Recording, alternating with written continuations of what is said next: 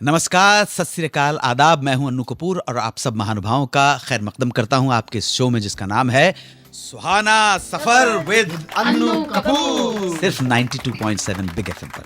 ये radio station है India का सबसे पॉपुलर। अजीजमन, मैं तहे दिल से आप सभी लिसनर्स का, श्रोताओं का, सभी भाई बहनों का मशकूर हूं, शुक्रगुजार हूं, आभारी हूं कि आपने इस प्रोग्राम को अपने दिल में ख़ास जगह दी है। और आपके दिल में ख़ास जगह की वजह से ये प्रोग्राम नंबर 1 का रेडियो शो बन गया है।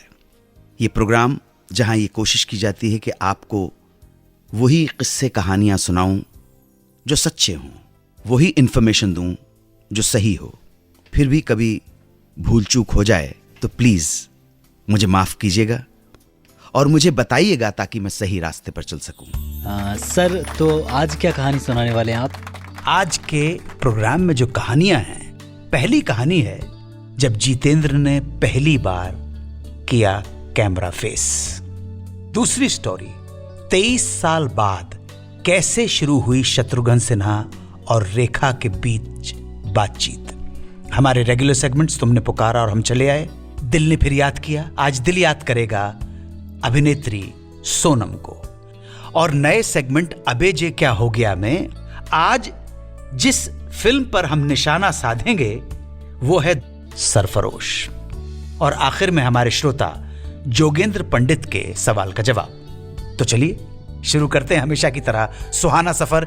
जितेंद्र के पिता ज्वेलरी के बिजनेस के अलावा फिल्मों में होने वाले नकली जेवरों की सप्लाई भी किया करते थे। इसी सिलसिले में जितेंद्र अक्सर स्टूडियोज के चक्कर लगा लिया करते थे। एक दिन पहुंचे राजकमल स्टूडियो।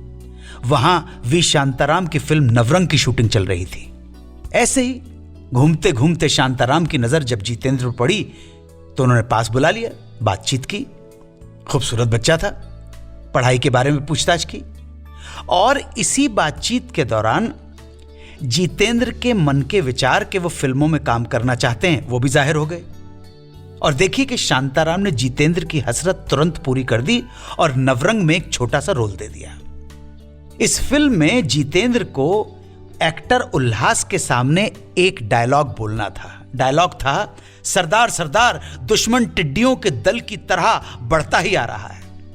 लेकिन जब शूटिंग का वक्त आया और जितेंद्र कैमरे के सामने आए तो डगमगा गए, नर्वस हो गए, हकलाने लगे।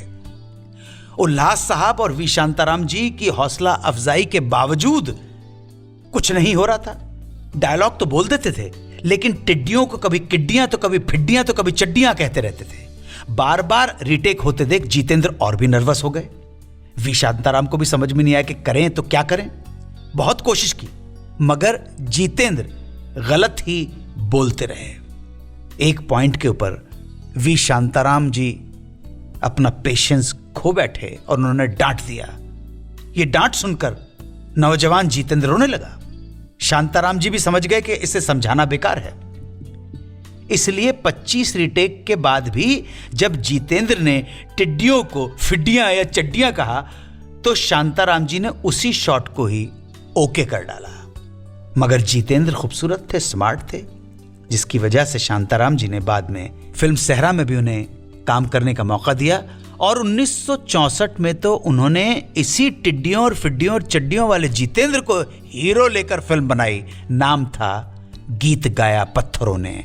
फिल्म चली और रेस्ट इज हिस्ट्री। 1987 में राकेश रोशन, शत्रुघ्न सिन्हा और रेखा को लेकर एक फिल्म बना रहे थे, खून भरी मांग। अभी फिल्म का पहला शेड्यूल ही हुआ था कि रेखा और शत्रुघ्न सिन्हा के बीच किसी बात को लेकर बहस हो गई। बहस बढ़ती चली गई और इस बहस ने झगड़े का रूप ले लिया। राकेश रोशन को लगा कि कहीं इनका झगड़ा फिल्म के लिए कोई बखेड़ा खड़ा न कर दे, क्योंकि दोनों ने एक दूसरे से बातचीत तक करना बंद कर दिया था। राकेश रोशन ने रेखा और शत्रुघ्न सिन्हा से अलग अलग बात की तो म्यूचुअली यह फैसला हुआ कि दोनों शूटिंग तो साथ साथ करेंगे जरूर, लेकिन एक दूसरे से कभी बात नहीं करेंगे। ऐसा ही हुआ। फिल्म कंप्लीट की गई, रिलीज हुई और हिट भी हो गई। उसके बाद अक्सर रेखा और शत्रुघ्न का आमना सामना होता था, लेकिन दोनों कभी हाय हेलो तक नहीं बोलते थे। ये नाराजगी तकरीबन 23 साल तक चली। और 23 साल बाद एक पार्टी में शत्रु और रेखा जहां दोनों मौजूद थे, वहां मौजूद थी शत्रुघ्न सिन्हा की धर्मपत्नी पूनम, और पूनम रेखा की खास दोस्त थी। उन्हें कभी भी शत्रु और रेखा के बीच ये नाराजगी वाला रिश्ता पसंद नहीं था। बस आज तो पूनम ने ठान ली कि वो इस नाराजगी को, इस दिलों की दूरी को, इस मन मुटाव को, इस खलिश को मिटा के ही छोड़ेंगी। कई घंटों की मेहनत के बाद, दोनों को मनाने के बाद, दोनों की गलतफहमियां दूर करने के बाद दोस्ती करवाई।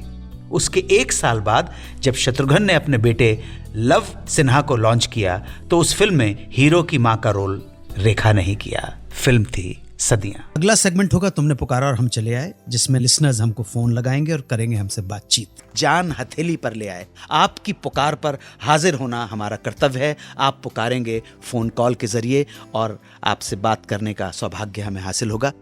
जितने भी बहन भाई जितने फोन कॉल कर सकते हैं सब कीजिए, प्रतीक्षारत हूं। आइए देखते हैं किसका फोन है। हेलो, नमस्कार, मैं 92.7 बिग एफएम से अन्नू कपूर निवेदन कर रहा हूं। जी आपको जी जी जी अन्नू कपूर जी। आपका शुभ नाम क्या है? सर मैं माही बात कर रही हूँ, माही गिडवानी। माही गिडवानी। मैं प्रॉपर भोपाल से हूँ। सर मैं बहुत बड़ी फैन हूँ आपकी। सुहाना सफर में हमेशा सुनकर आपको याद करती हूँ। बहुत बहुत धन्यवाद माही जी। और आप बिजनेस में हैं, जॉब में हैं, हाउसवाइफ हैं? I am doing job in real estate जी। और प्रॉपरली आपका ये सुहाना सफर जो है जी, मैं सुनती हूँ प्रोग्राम सर। जी जी, बहुत बहुत खुश हूँ कि आपके साथ मेरी बात हो रही है सर। मेरा भी सौभाग्य कि मैं आपसे बात कर रहा हूँ। Thank you very much. बहुत बहुत आभारी हूँ, मशकूर हूँ कि आपने हमारे प्रोग्राम को मान दिया। जी thank you sir. Thank you very much. दिल ने फिर याद किया। आज दिल याद कर रहा है प्रसिद्ध अभिनेत्री सोनम को। 2 सितंबर 1972 को बंबई में जन्मी। नाम रखा गया बख्तावर मुराद खान। पिता मुशीर खान और मां तलत खान। सोनम की तालीम बंबई में ही हुई। सोनम जब 8 साल की थी तब उन्हें किशोर कुमार ने अपने होम प्रोडक्शन की फिल्म में काम करने का मौका दिया, दूर वादियों में कहीं। 15 साल की हुई तो साउथ फिल्मों के स्टार रमेश बाबू के साथ मौका मिला हीरोइन बनने का। फिल्म का नाम था सम्राट। 16 की उम्र में ही सोनम को हिंदी फिल्मों में काम करने का भी मौका मिल गया और ये अवसर दिया यश चोपड़ा ने फिल्म विजय में। विजय आई लेकिन फ्लॉप हो गई, मगर सोनम नजरों में चढ़ गई। उनकी दूसरी फिल्म आखिरी अदालत भी फ्लॉप हुई, मगर सोनम के करियर में और कुछ बाकी था। जो महत्वपूर्ण फिल्में रहीं, त्रिदेव वो आई और बॉक्स ऑफिस पर उनकी ये पहली हिट फिल्म थी। उसके बाद सोनम ने लगभग 38 फिल्मों में काम किया।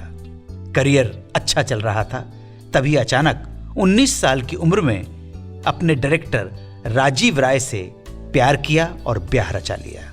शादी के बाद सोनम ने गृहस्थी संभाल ली। उनके पति राजीव राय फिल्म बनाते रहे। 1997 में राजीव राय पर अंडरवर्ल्ड का हमला हुआ तो राजीव और सोनम ने भारत छोड़ने का फैसला ले डाला, यूरोप में शिफ्ट हो गए। एक आदर्श पत्नी की तरह सोनम राजीव के साथ कंधे से कंधा मिलाकर खड़ी रहीं। बाद में राजीव का आत्मविश्वास लौटा और उन्होंने यहां आकर कुछ फिल्में बनाई।